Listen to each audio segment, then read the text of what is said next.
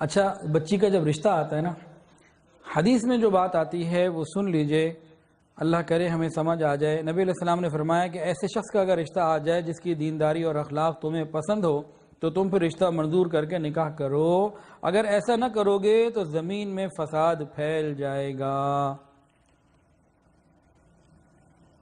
اور آج اچھے نیک شریف رشتہ داروں کا اگر رشتہ آ جائے، شریف بچوں کا، اور وہ غریب ہوں یا ہماری ذات میں سے نہ ہوں۔ کل بھی مجھے ایک فون آیا، بچی 27 سال کی ہونے والی ہے تقریباً، کہ جی راجپوت ہی چاہیے۔ میں نے کہا جی یہ شرط کو تو آپ ہٹا دیں، کہ نہیں جی اس خاندان میں ہم نہیں فیس کر سے لوگوں کو۔ بچی چاہے کچھ بھی خرابی پیدا ہو جائے، اللہ نہ کرے اللہ نہ کرے، بس راجپوت ہی چاہیے، بوڑھی ہو جائے کوئی بات نہیں، راجپوت چاہیے۔ میں نے بتایا، سمجھایا، ایڈمٹ کیا، اس نے کہا جی آپ ٹھیک کہہ رہے ہیں، لیکن رواجوں میں اتنے بند گئے کہ ٹھیک ہے آپ بھی ٹھیک کہہ رہے ہیں، مجھے نیند کہتی ہے، مجھے نیند بھی نہیں آتی، پریشان رہتی ہوں، 27 سال ہو چکی بچے کی عمر، کچھ بھی ہو کرنی اپنے برادری کو پورا کرنا ہے۔ یہ چیزیں انسان کو تباہ کرتی ہیں اور بے حیائی کی طرف یہ سلسلہ بڑھ رہا ہے۔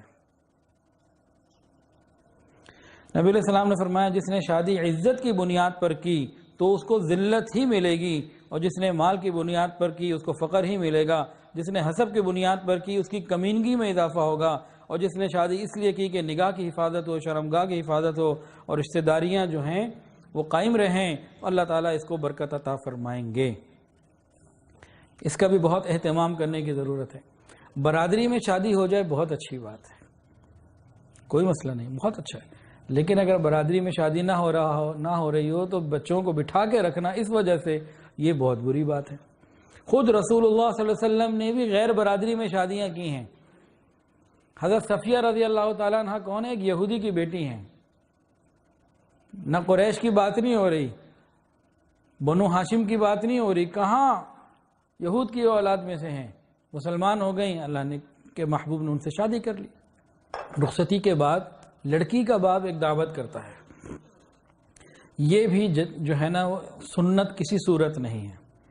بعض علماء تو منع فرماتے ہیں اور شدید منع فرماتے ہیں، اس کو انہوں نے مکروہ تحریمی تک بھی لکھا ہے، غالباً بہت تاکید سے منع کیا ہے۔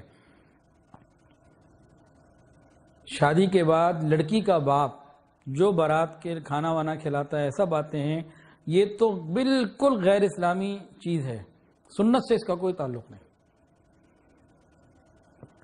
یہ ایک اضافی بوجھ ہے جس کی بے برکتی ہماری نسلوں میں آ رہی ہے۔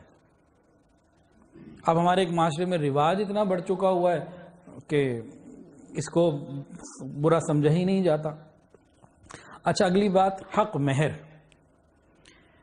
ہمارے معاشرے میں شریعت سے دوری بڑھتی جا رہی ہے، حق مہر کی بہت تھوڑی لوگوں کو فکر ہوتی ہے، اور حق مہر زیادہ لکھوانا، مناسب طریقے سے لکھوانا، یہ تکلیف کا ذریعہ سمجھتے ہیں۔ اس کے علاوہ فوٹو سیشن، بیوٹی پارلر اور اسراف میں بے حساب خرچ کرتے ہیں، اس کی کوئی پرواہ نہیں ہوتی۔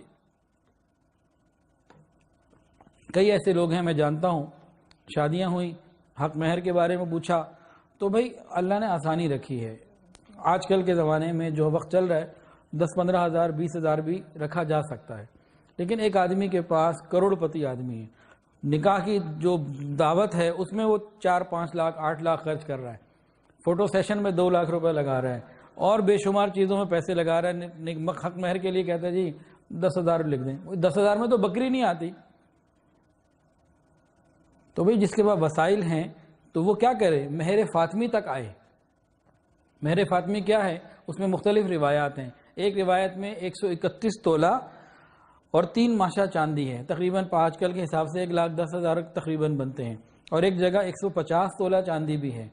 تو بھئی ہم اگر اللہ نے وسعت دی ہے تو مہر فاطمی کو لے لیں، نسبت تو بنائیں، یہاں تھوڑا سا مال خرچ کر لیں، یہاں جان جاتی ہے، اور دوسرے تیسرے کاموں میں لاکھوں لگا دیں گے، یہاں نہیں کریں گے۔